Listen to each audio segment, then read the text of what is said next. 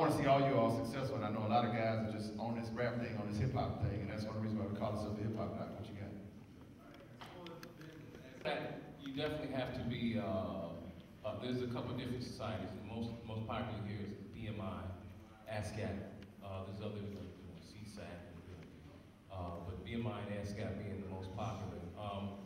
Some of that agreement has to be between you and the person that you're trying to get it to. You know, if you say you're writing the music, is that my understanding? Okay, and you're trying to get him to write on the top of it, right?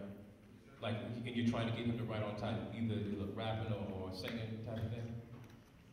I'm a songwriter. Okay. And I'm an artist also, but I don't sing. I love to write R&B.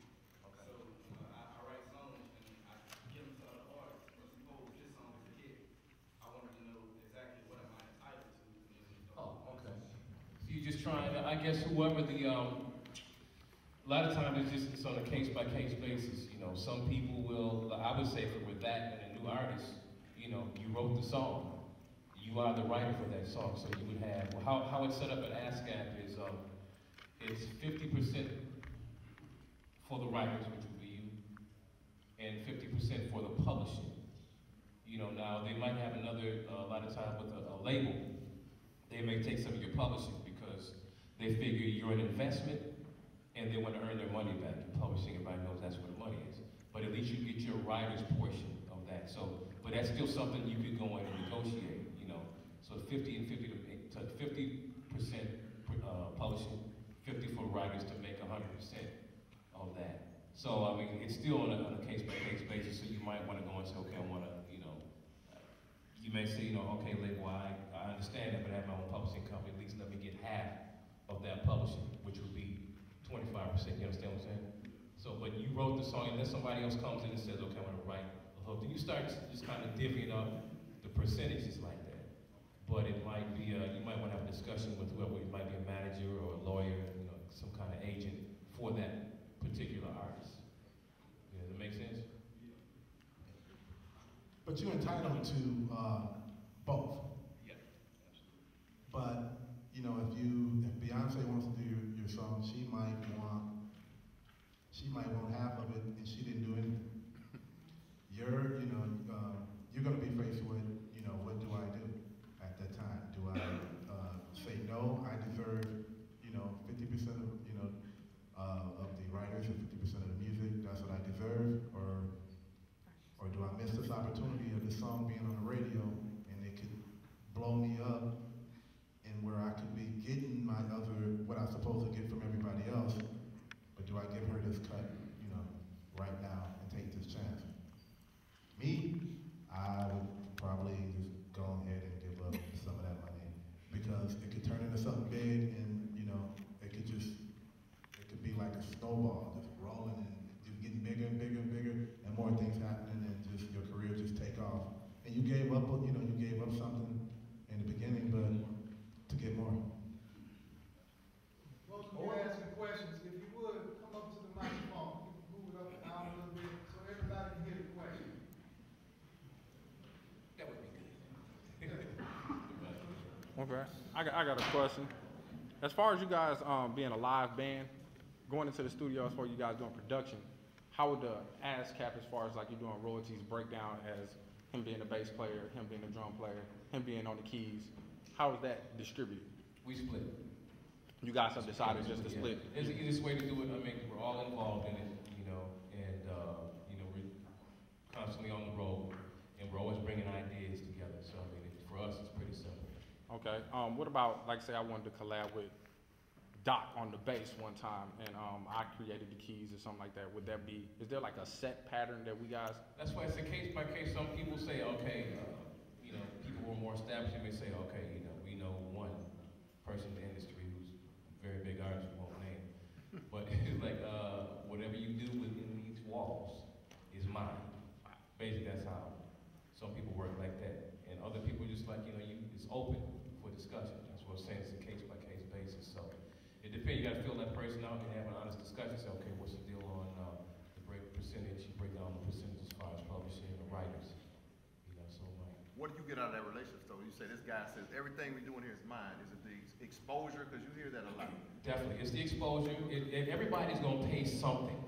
You know, I'm putting it mildly. A lot of people say that, so you're gonna get screwed some kind of way, but it's depending. You minimize that. But you know, it depends on what is exactly what Ricky said. I mean, it's like that's your dues, but I mean, but then you have the ability to say, okay, look, I did this song on here. Your name's gonna be on there. It may not say, you know, they publish it, but for the next person who did that song, you know, and a lot of these cats start out like that. A lot of the cats in New York, you know, the ghostwriters, they're trying to figure out who was ghostwriting on that. You know, Kanye was like that for the longest time, doing stuff for Jay-Z. You know, everybody knows that story. So, then he kept doing it, and he was so prolific that, you know, he was just doing all these songs back to back to back to back. You know, it's like, what's this Kanye with? You know, this backpacking, this little bear. You know, and Kanye. So I mean, there you go. I got one more question. As far as you guys being, you know, your longevity, of course, everybody likes a live band, and plus you guys are one of the best to do it. But as far as what's on the radio, like most of the hip hop R&B stations, they really not playing mint condition.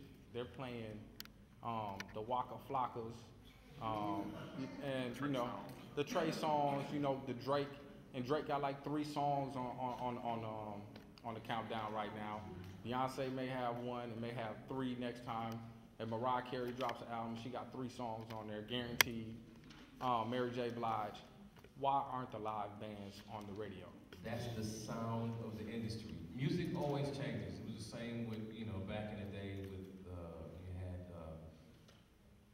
when jazz was swing was the big thing, rock and roll came in and just, you know, you know, history repeats itself. So, I mean, all these different types of music don't go anywhere. It's like the radio stations that you might hear us on is something called UAC, Urban Adult Contemporary, which used to be the mainstream R&B. So music is so sectored and so helter-skelter right now. It's crazy, but it should just be good music is good music. But part of the reason that is, when you hear that, you have like maybe 1 or 2 or 3 companies that are controlling what you all hear, even though we know your tastes are very, very varied. They just, you know, you get what you get because that's, you know, it's about the money game. And you hear like 20 songs all day, repeated.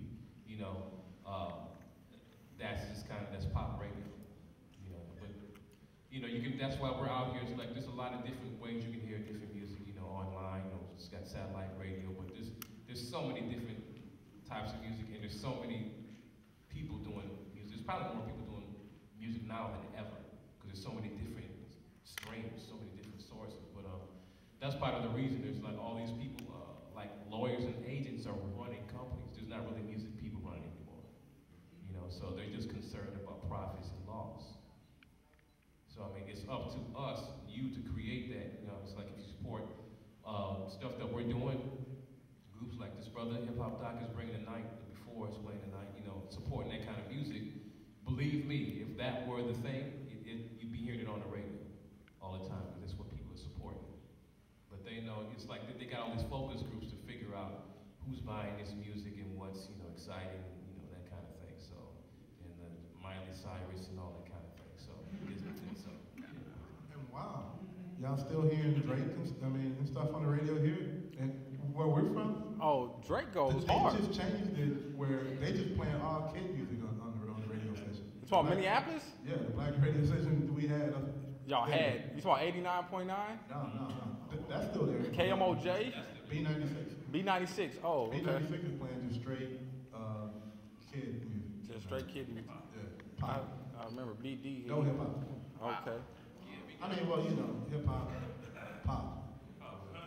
Yeah, I mean, and we all know, it's like everybody ain't 17 years old and don't stay 17. So I mean, it's like you got to keep moving. So that's part of the reason why we're here. We think, you know,